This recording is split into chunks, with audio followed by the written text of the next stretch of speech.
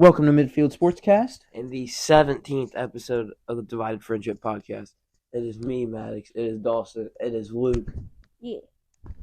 Here for the podcast. The podcast. All right. Wow. We started out once again with last week's recap of Week 12. Then we will head into the Week 13. What is going on? We just woke up. The Week 13 We preview. just woke I up. just woke up. The Week 13 preview and picks. And then upset of the week. And then we talk about the game. Well, we talk about last week's, and then we talk about the game. Who cares about last week? Me, I do. Well, you guys kind of.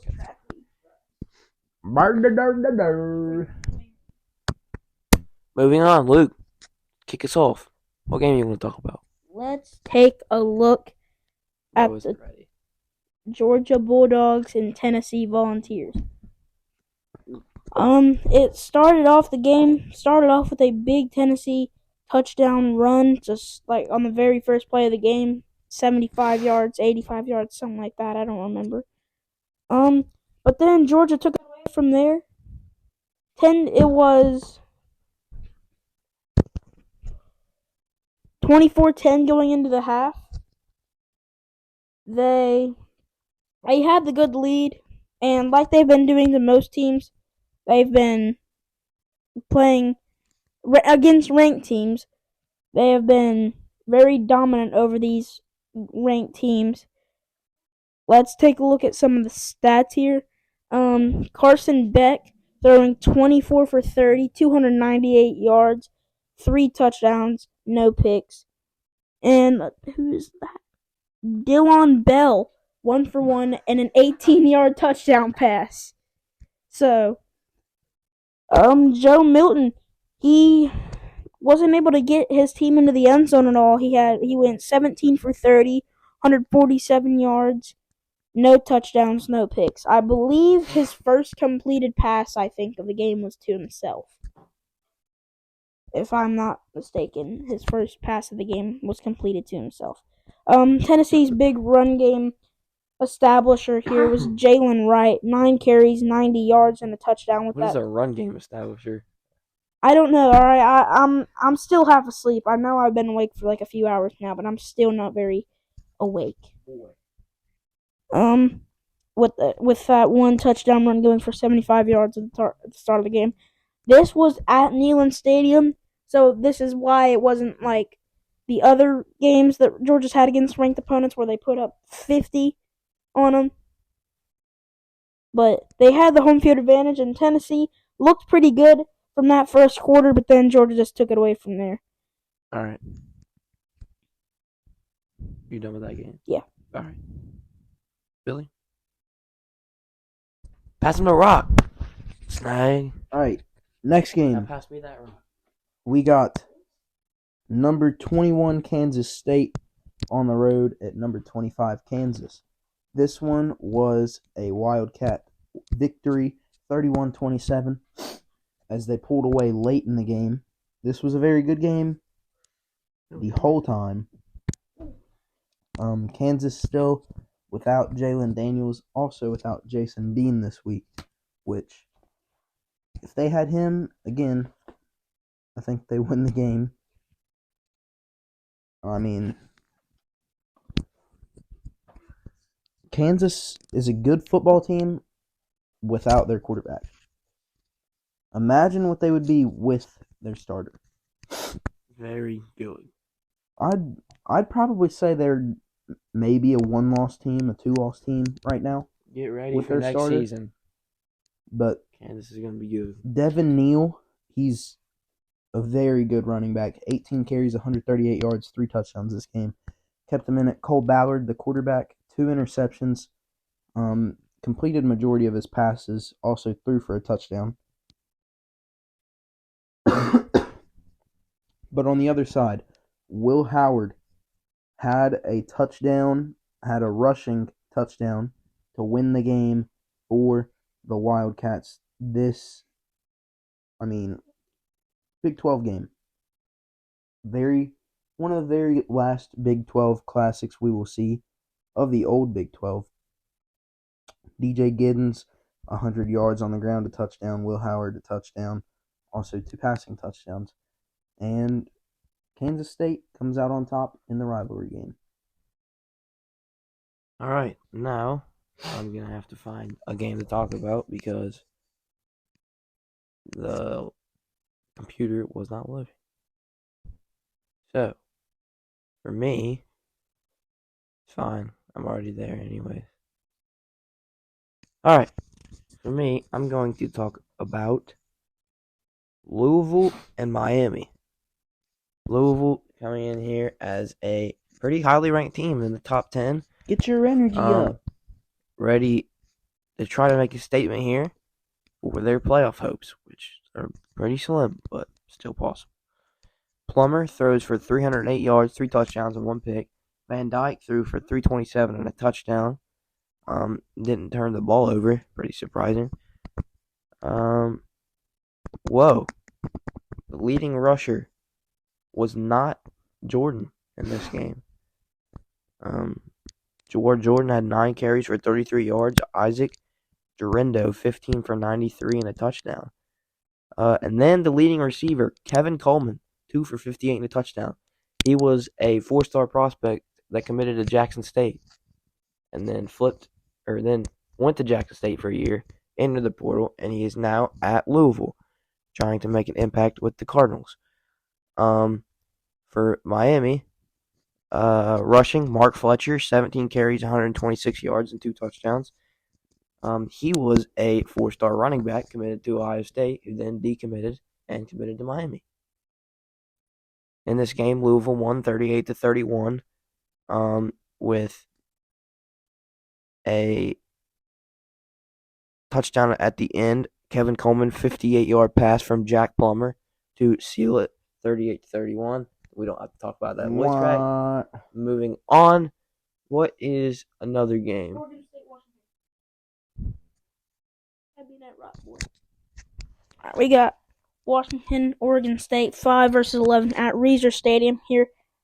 Washington pulling away by 2 points, 22-20 final score of that game.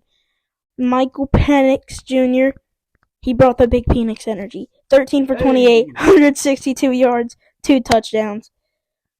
For Oregon State, DJ Ugbadugi, I don't know how to say his name, 15 for 31, 164 yards, no touchdowns, and 2 picks. So, that performance there by DJ, and Washington was able to capitalize off of that, and that would end up being the deciding factor there.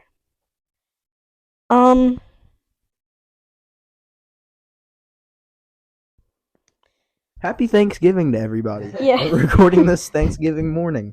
So, a lot of chaos going around our house. Romeo Dunze.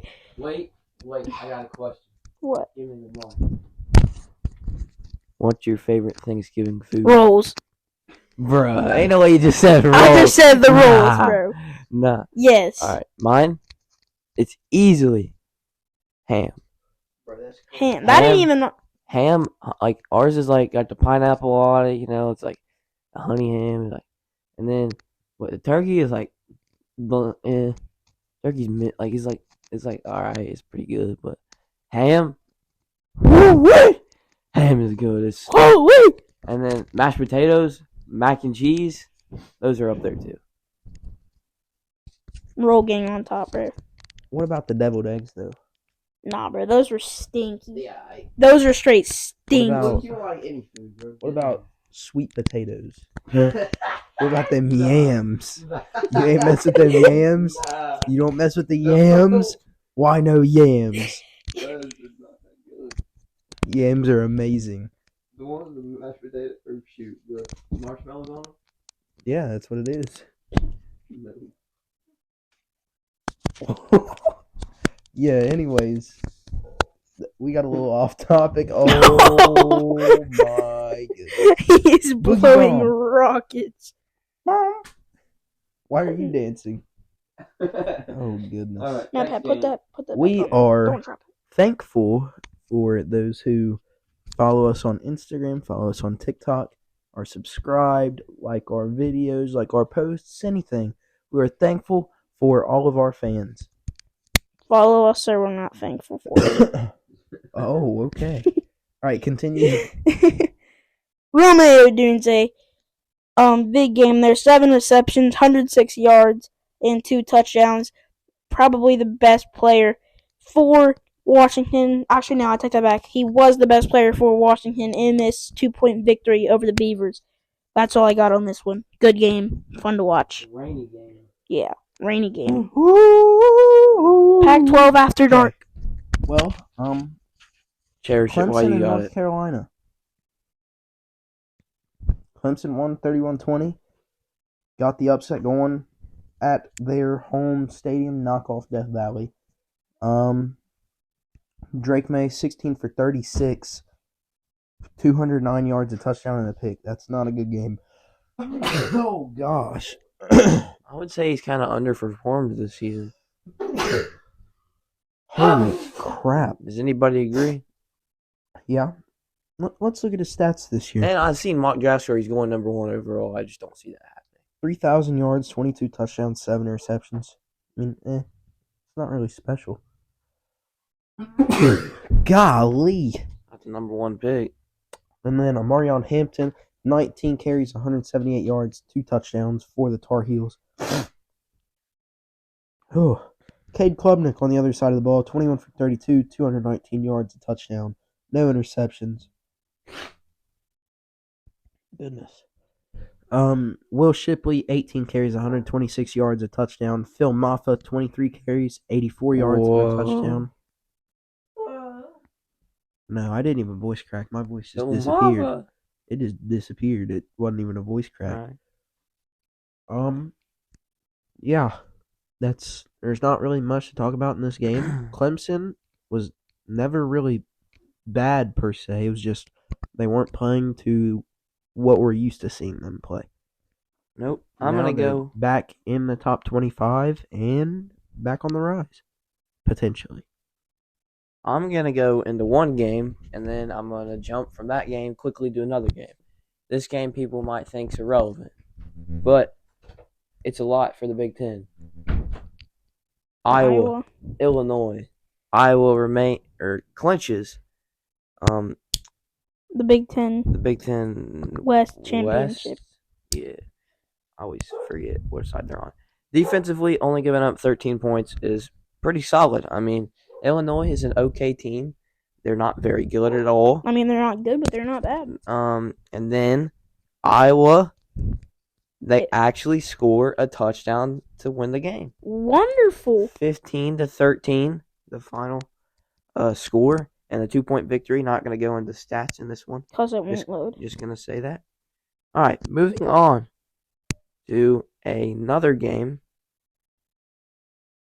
Quickly, we'll just go into this one. I'm not going statistic-wise, but I'm going to go through 3 games quickly, but we got to talk about this. Jordan Travis goes down with an injury. Yeah, that was devastating leg injury to Travis.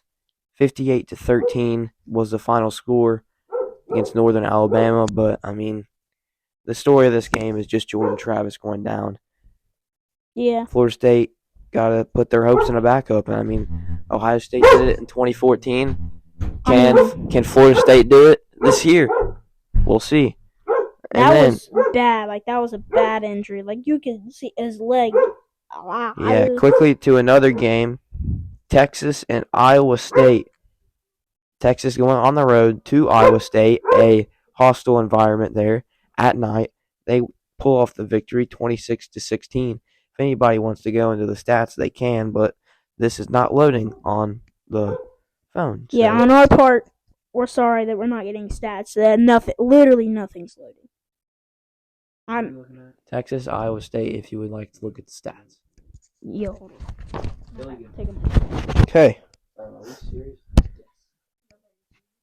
In this game, Texas won 26-16, night game on the road at Iowa State. Texas kind of had to pull away in the fourth quarter. It was a very competitive game all the way through. Quinn Ewers, 23 for 33, 281 yards, 2 touchdowns, no interceptions. C.J. Baxter, the freshman, getting the majority of carries for the Longhorns.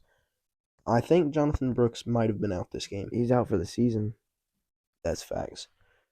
C.J. Baxter, 20 carries, 117 yards, no touchdowns. So probably we'll see the freshman get a lot of the reps, probably majority, especially after this game. He's very at good. running back. Xavier Worthy, 4 catches, 77 yards. Jordan Whittington and Gunnar Helm both had receiving touchdowns. On the flip side for Iowa State, Rocco Becht, 24 for 32, 323 yards, 2 touchdowns, 1 interception.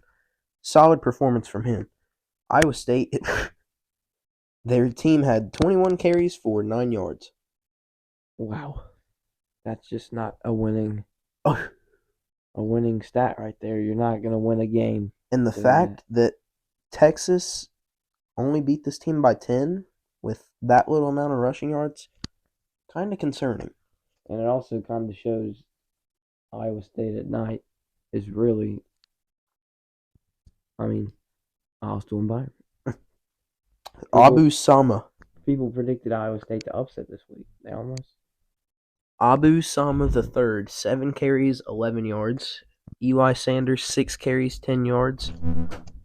Cartavius Norton, 3 carries, 2 names? yards. And then Rocco Becht, 5 carries, negative 14 yards. Those are just sacks. Jaden Higgins, 7 receptions, 104 yards. Easton Dean, 1 for 66 and a touchdown. Eli Sanders, 1 for 14 and a touchdown.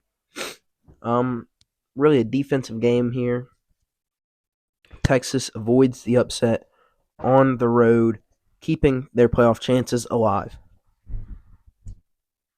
All right. Any other games you want to go over that we aren't going to go over later in Missouri. the podcast? All right. That was. All right. Number 9, Missouri at home against Florida. They narrowly escape an upset from the Gators. Harrison Mevis hits the walk-off field goal for Missouri. Graham Mertz, 14 for 21, 183 yards, 2 touchdowns, 1 interception. Montrell Johnson, 12 for 85. Trevor Etienne, 15 for 82 and a touchdown. Ricky Pearsall, 1 for 39 and a touchdown. Ricky Pearsall led them in receiving, had 2 catches for 72 yards. Trevor Etienne, 2 catches for 37 yards and a touchdown. Eugene Wilson, 7 catches for 23 yards and a touchdown. On the other side, for the Tigers, Brady Cook, 20 for 34, 331 yards and a touchdown. Cody Schrader, he's been one of the best running backs in college football, if not the best running back in college football. He's been very efficient for this Missouri team. 23 carries, 148 yards, and a touchdown. He's also a big part of why they are number 9 in the country. Brady Cook had a rushing touchdown as well. Luther Burden led their team in receiving, 9 catches, 158 yards. He is a very good player. Probably a first-round receiver next year. Theo Weiss, 1 catch, 77 yards, and a touchdown. Whoa, that was a good lip tonight. And then, of course, Harrison Mevis hits the walk-off field goal. He went 4 for 4 on field goals. Is that the thicker kicker? That's the thicker kicker. And that's all for that game. Any other games? Luke, do you see any others? Arizona blew out Utah 42-18. Don't really need to go into that one. Utah's not a very good football team. Rising coming back for his 7th season. Iowa escaping. I already did that. Oh, I was going. All right. Prediction time. Oh Lord, here's the segment. All right.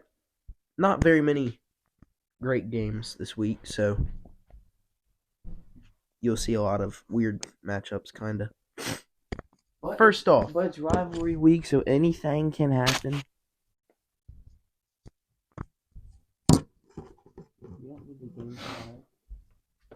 Lock in, alright?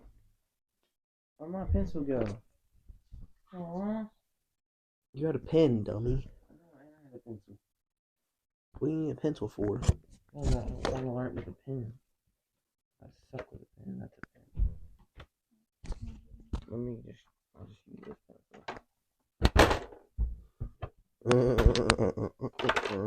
Luke, what do you have in your hand? For what? Because he feels like it. Let him cool. Okay, Alright, Luke, take the mic. first game.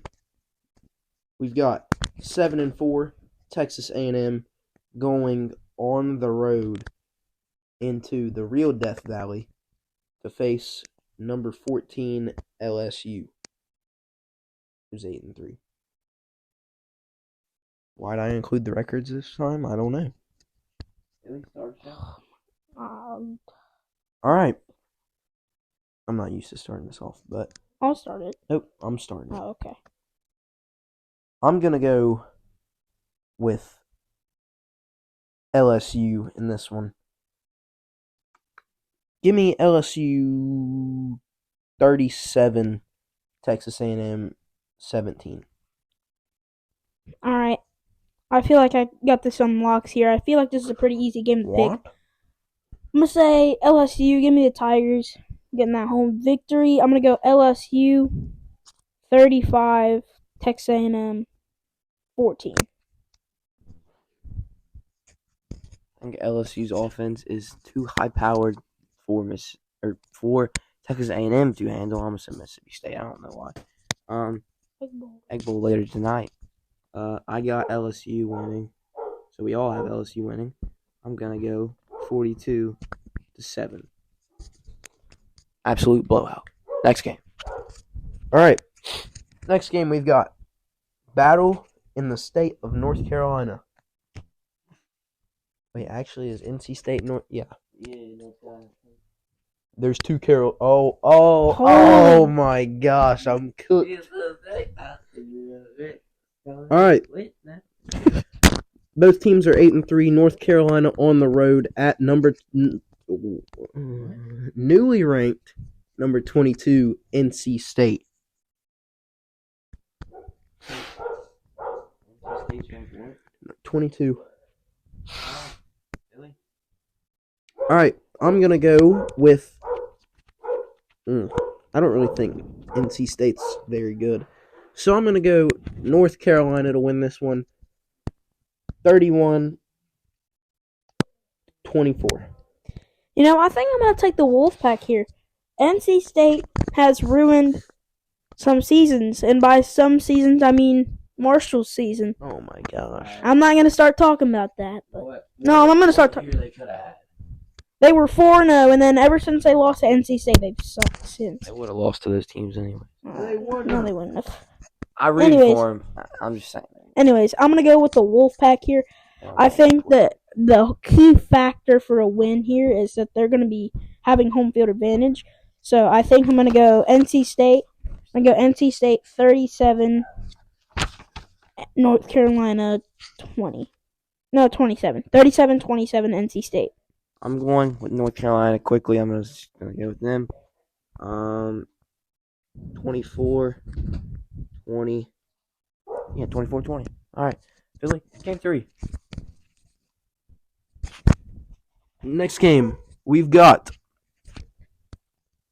8-3 UTSA on the road to take on number 23 Tulane, who is 10-1. This, I do believe, is for a spot in their conference championship game. Both teams undefeated in conference play. I'm pretty sure winner is in the American Conference Championship game.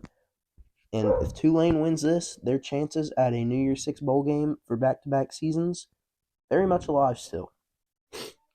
With this being said, I'm going to go with Tulane 25-24.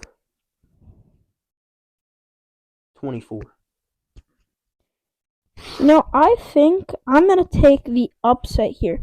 I think I'm going to go with UTSA. They're not a bad team. UTSA is not a bad team. They are a very good team. That just because they're not ranked, though, they get overlooked. That being said, I'm going to take the Roadrunners here over Tulane to clinch a spot in the championship, American Conference Championship.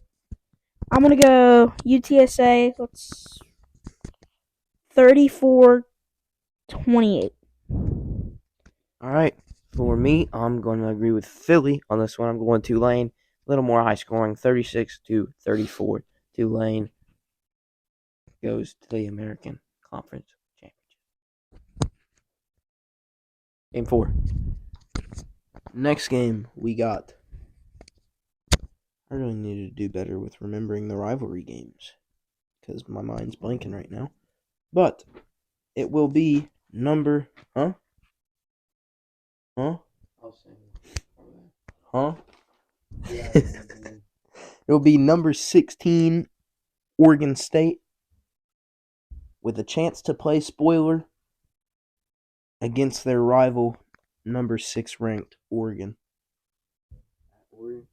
Mm-hmm. Alright. This one, we saw Oregon State could compete with good teams as they hung in there versus Washington, really had a chance to win up until the very end. But it being at Oregon, and Oregon's just a really dominant football team, I don't think they're going to be able to upset them. I'm going to go... Whoa. I'm going to go Oregon 37, Oregon State 20. I'm also going to rock with the Ducks right here. I think that they're going to get that victory over the Beavers in this rivalry game. Make it nice, quick, and easy here. I'm going to go with Oregon 20. I do think Oregon State's going to keep it close. So I'm going to go Oregon 23, Oregon State 18.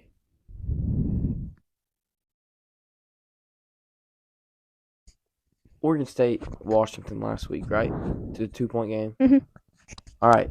Oregon State nearly upset Washington.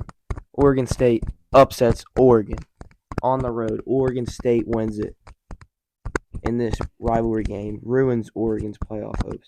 They win this one 27-24. Walk-off field goal. Oregon State wins it. All right. We all know what Game 5 is.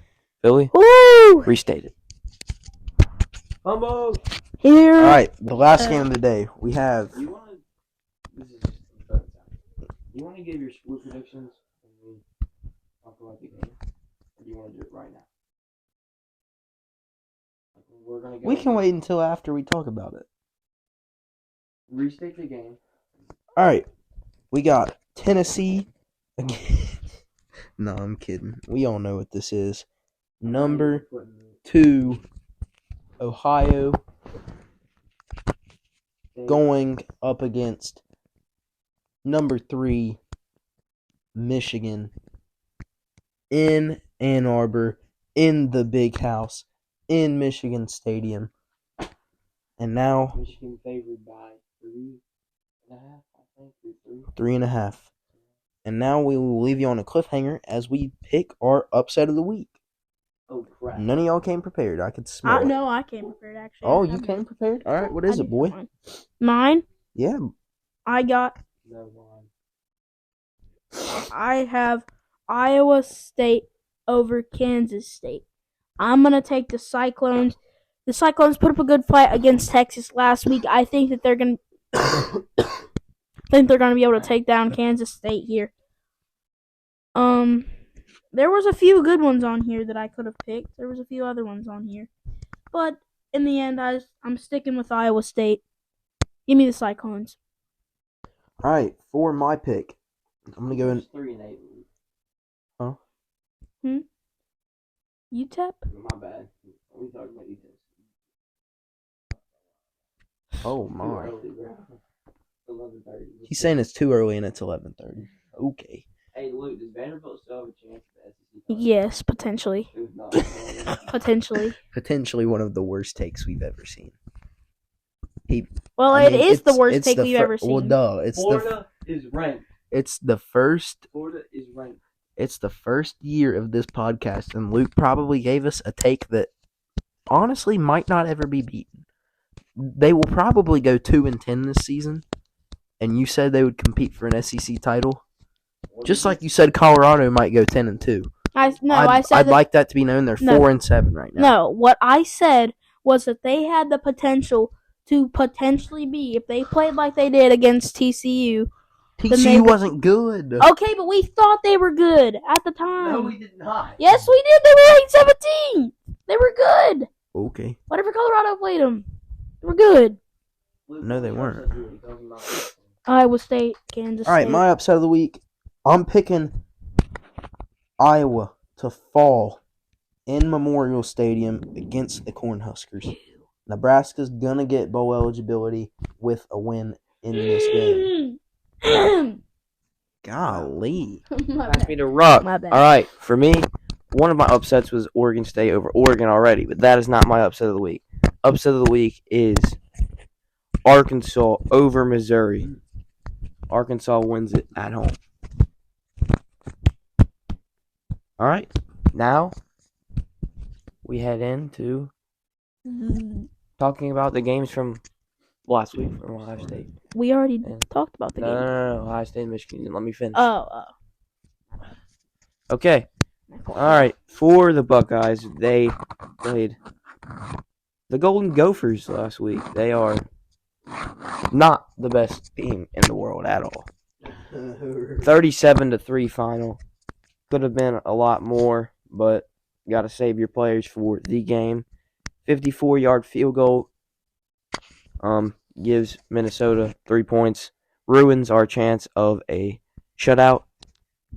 Ethan Kelly-McManus goes 11 for 19 for 89 yards and an interception. Not a winning formula there. Their leading rusher, Newbin, 19 carries, 49 yards, and also not a winning formula. McCord, 20 for 30 for 212, 2 touchdowns. A very solid game from him. Could have had one interception. The interception was dropped. Travion Henderson, 15 carries, 146 yards, and 2 touchdowns. He just continues to rack up the yards. After missing 3 weeks, he has played phenomenal the last few weeks. Emeka Egbuka played great in this game. 5 receptions, 83 yards. Nice to get him back and healthy. Great to have a healthy team heading into next week. Eichenberg did not play in this game, but Eichenberg will play this week against the Wolverines. Hayden played in this game. Hayden can play next week. Now, in Hayden, he is getting redshirted. You can play up to 4 games. The game against the team up north will be his 4th game. He can play in it if they need him to. 8 carries, 34 yards in this one. Egbuka, like I said, had 5 for 83. Stover had a touchdown, and Marv had a touchdown. 3 for 30. Didn't get the ball to him a lot in this game, but we won by 34. So JT Tuimoloau picks up the strip sack from Jack Sawyer. The defense played phenomenal. We had interceptions from Jordan Hancock and nearly one from Cody Simon. Yeah, I think that's all really I need to talk about. Jaden Villian went 3 for 3. That's good to see from your kicker from events that happened last season at the end of the year. I think we all just talked about the game. So I'm not talking about the game right now. All right? You gotta talk about Maryland. You guys talk about the Terrapins. Little close there. Little closer than... Little? Okay. What do you mean little? Closer than... Like your heart wasn't pounding out of your chest. Oh, it was pounding out of my chest. Whew. You get nervous over everything. I would have been nervous if that was happening. Yeah, but it was trap week, but... Well, duh. Yeah, you played Minnesota. Minnesota! Last year we got trapped by Maryland. Exactly, Maryland's just the trapping trappers. The trapping Terrapins. terrapins. There we go. The Trappinins. Oh, God. Alright, Michigan won 31-24. It was their 1,000th win in school history. Nope, we claim it. Yeah, we do. Yeah, we do. Yeah, they shouldn't have played us. They wanted it. Anyways, J.J. McCarthy. Can they hear me? I thought you were talking about the school of the deaf. Or I thought you were talking about the school of the deaf. I was like, oh gosh. That's what I thought too. All right, well, J.J. McCarthy, 12. I thought he meant could the school of the deaf hear. If I did that. Oh gosh. Okay, anyways, J.J. McCarthy, 12 for 23, 141 yards, no touchdowns, and a very not Scary. smart interception at the end. Oh god. Blake Corum, 28 carries, 94 yards, 2 touchdowns. Donovan Edwards, 11 for 39. Samaj Morgan, 1 for 13. I'm just on one with the lip smacks today. Look at that. Let's freaking. Colston Loveland was our team's leading receiver, 3 catches, 36 yards. Tyler Morris, 1 for 26. Cornelius Johnson, 3 for 24. Roman Wilson, 1 for 23. After that catch, he was out of the game. Bless you. Bless you. Oh. And you could really tell that without Roman Wilson, Michigan really struggles with stretching the field and moving the ball in the air.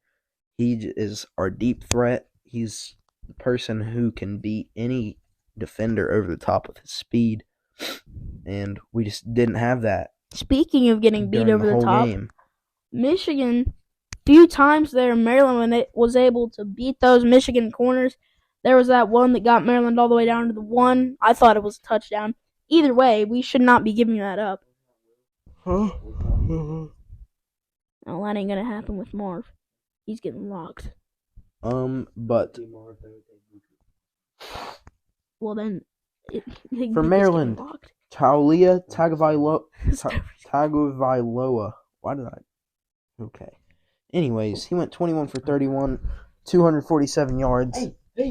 Tully is better than Tua. And 2 picks. Tully is better than Tua. Shut up. And both of those interceptions Or Mikey Sadner still. Exactly what I was going for. He is a ball hawk. Former receiver. Helps a little bit, I'd guess. And then on the ground for Maryland, Roman Hemby, 11 carries, 35 yards. And you may be asking, if Taulia didn't have any touchdowns, and Roman Hemby or Colby McDonald didn't, where did their touchdowns come from? Billy Edwards Jr. had 4 carries for 3 yards and 3 touchdowns. They just brought him in on the 1-yard line, and he'd sneak it in. He's 6'4". Of course, that wasn't going to get stopped. The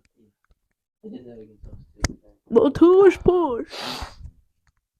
And then for receiving, Caden Prather, 3 catches, 81 yards. Jashawn Jones, 4 for 70. Ty Felton, 5 for 41. I swear Ty Felton has played for years, for 8 years. Roman Hemby, 3 for 28. Corey Dykes, 5 for 26.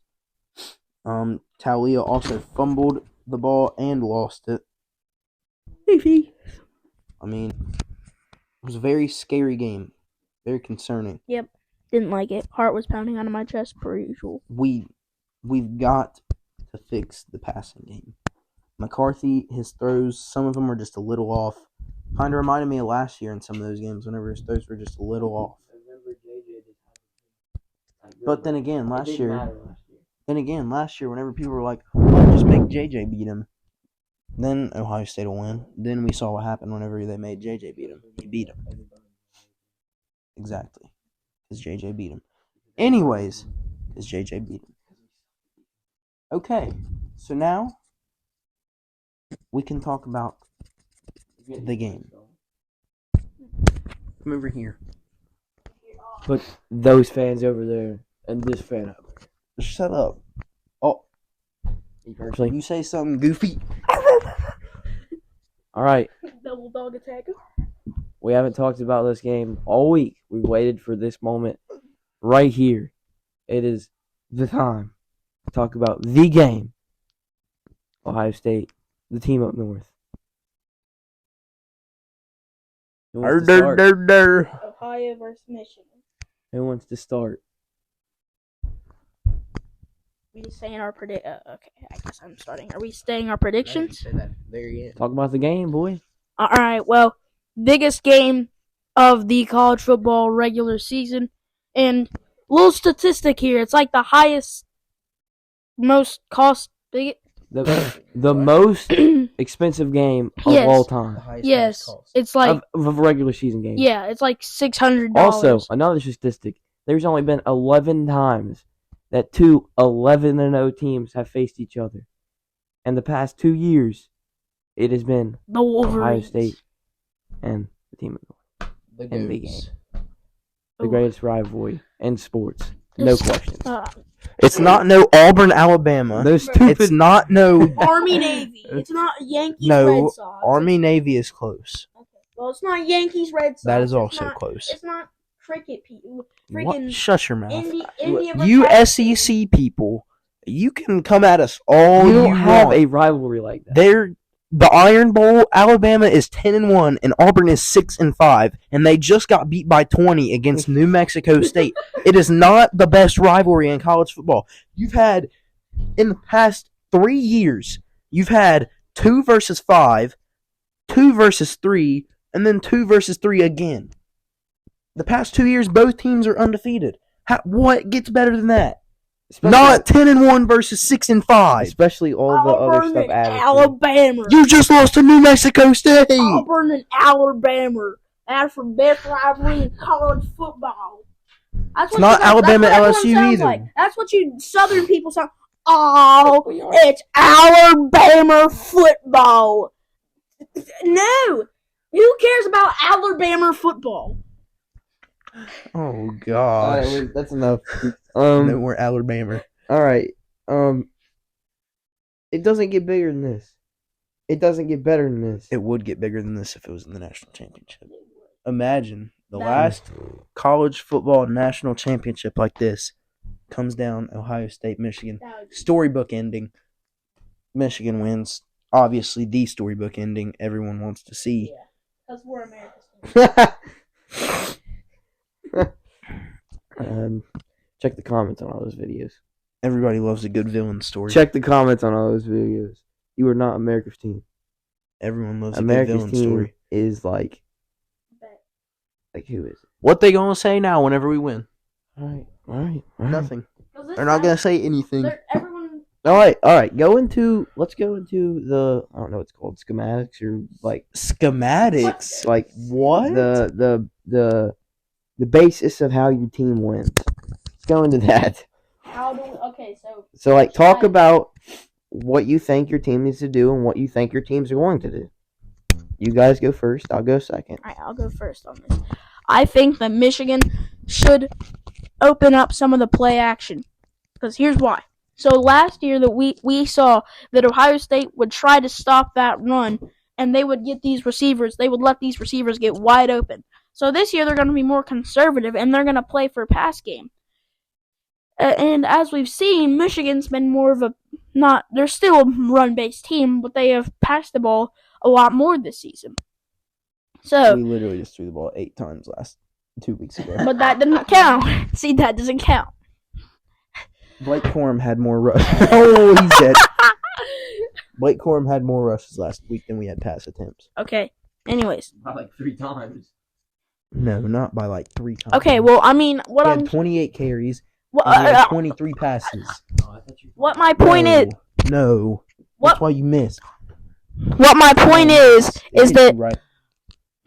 What my point. You won't let me. What my point is that Michigan is throwing the ball more this year than they did last year. So I think if they Sometimes. open up some of that play action passing game, then it's gonna make Ohio State think that they're gonna try to run it. So they're gonna start closing in, boom, play action. And then the same thing that happens as last year. Receivers get wide open. JJ has more chances. What I think we'll do. We're probably gonna do the same thing we did against Penn State. run the ball majority of the time, and barely throw it. I think that's how that's going to go down. I think it'd work. I'm ready. Bro's getting antsy over there. Antsy-pantsy. All right.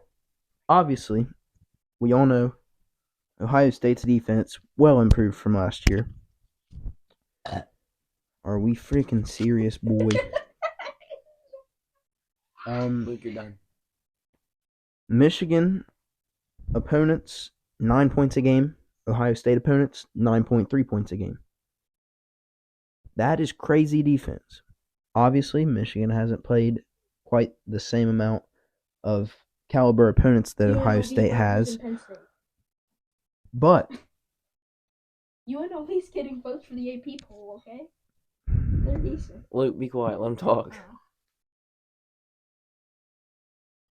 yeah, 3 points for Michigan to win this football game. First point, you've got to be able to be in an obvious passing situation, and you've got to be able to hold your blocks. Whenever we were playing Penn State, our tackles were getting destroyed. That's why we had to bring out the extra offensive linemen. That's why we had to run the ball a whole bunch. Because JJ just didn't have the time to drop back and throw. So that's 1 point. Second, we have to be able to throw the ball successfully. Not only does he have to be able to drop back and have time, he also has to complete his passes. He has to get into a rhythm. He has to have open receivers. And third, we've got to be able to limit explosive plays, limit the ball to Marvin Harrison Jr. Obviously, you're not going to stop him. No team's going to stop him. All you can hope to do is contain him. If we hold him to under 75 yards, I call that a success. I mean, what if he had like 75 yards and 75 touchdowns? Well, that's a little different. Oh my. Okay. We can hold him to under 75 and a touchdown. I'm fine with it. Kind of what you did last year. And it worked. Yeah. So, and then we've got to be able to run the ball consistently, get consistent yardage out of it also. Our secondary, I believe that they can compete with Ohio State's loaded receiver room. I know we didn't see the best showing from Will Johnson and Josh Wallace last week, but they're very good athletes, very good football players, and I know they can step it up in a heartbeat.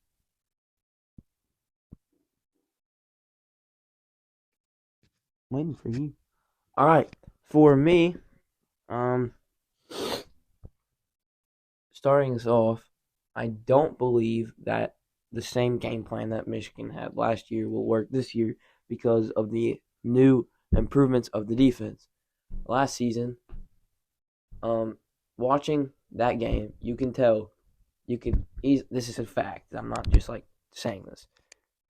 Our defense last season, they would blitz the linebackers and then have no deep safety, putting the corners in one-on-one coverage where they got burnt by Cornelius Johnson multiple times. Now, this season, when we blitz, we have a safety deep, meaning that there is a safety help back in the secondary. If a corner gets beat, there's a safety there to either clean up the play or to go, clean up the play. Then, also, we don't blitz as much as we did last season. Corners last year, you had Cameron Brown, who was absolutely buns. You've seen that clip of Cameron Brown pushing a player, and then the whole Michigan O-line comes over there. That's who that is. He was not very good. Now we have Jermaine Matthews, the freshman corner, and then obviously you got Denzel Burke and Jordan Hancock. The secondary, Igbinosun. Oh, my bad. Davidson Igbinosun also out there.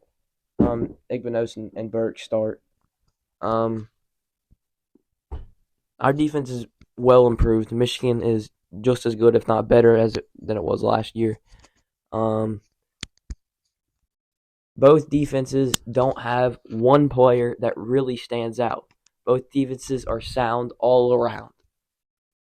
Offensively, Both teams can score. Ohio State, you got to get the ball to Marv. I think if we do what we did against Penn State, meaning literally we design plays just to get the ball to Marv, that is a winning formula. But if they take away Marv, Henderson needs to step up. He needs to be his old self, or who he's been for the past 3 to 4 weeks. He has to get chunk plays in the run game, and the O-line needs to step up. Last year and the year previous, the O-line did not play very well, and Stroud was under a lot of duress. The point of this game, I think this game comes down to fundamental football. It comes down to the little things. Whoever can do the little things right will win this game. It is going to be a tight game, I think. But I think that's all I got to say.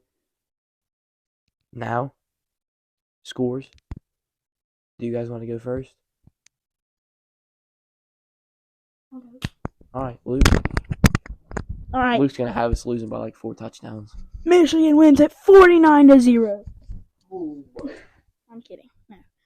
No. This should be a lot closer than these past 2 years. I don't want it to be, but it will be, unfortunately. Michigan having that home field advantage at the big house, probably the best, if not one of the best. Home field advantages in the college football world.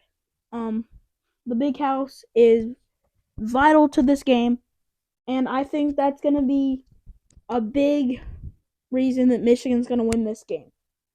I'm going to go with the Wolverines 27, the Buckeyes 23. I'm just going to go next. I didn't say anything about McCord. McCord has to not turn the ball over. He has to play. He's the key factor.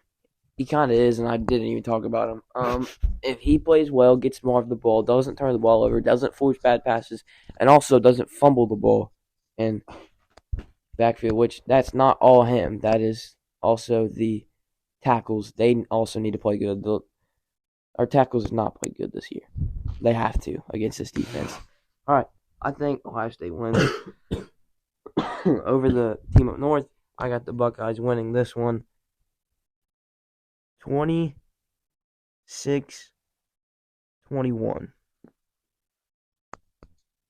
I have Michigan winning by a score of 23-14. Dang. Freaking suck. You know, if Ohio State wins, I get 3 points for an upset pick. No, you don't. Yeah, I do. Oh, Ohio State's shoot. higher ranked. 4. We shouldn't be. Yeah, we should be, but we are because of schedule. But you guys are supposed to win. Hey, we had a good schedule. Luke, stop yapping. But UNLV. All right, we will see you after. Oh boy, this Possibly right after the game, which is going to be interesting. This and the next podcast is probably gonna be the most entertaining. This one was a little laid back. I'm not gonna lie. It's also 11 in the morning. Oh, the tensions are gonna flare after the game. It's gonna happen. We will see you after the game. I'm sure all of you will be watching the game. Would have been better. Yeah, I don't even know if it's part of the team. Happy Thanksgiving. Happy late Day. Thanksgiving. You guys won't be seeing this Go until eat some Saturday. Make sure you get your rolls. Best food. All right, Luke, get out of here. Enjoy the day with your family, your friends, whoever you celebrate Thanksgiving with, and we will see you on the next one. Adios.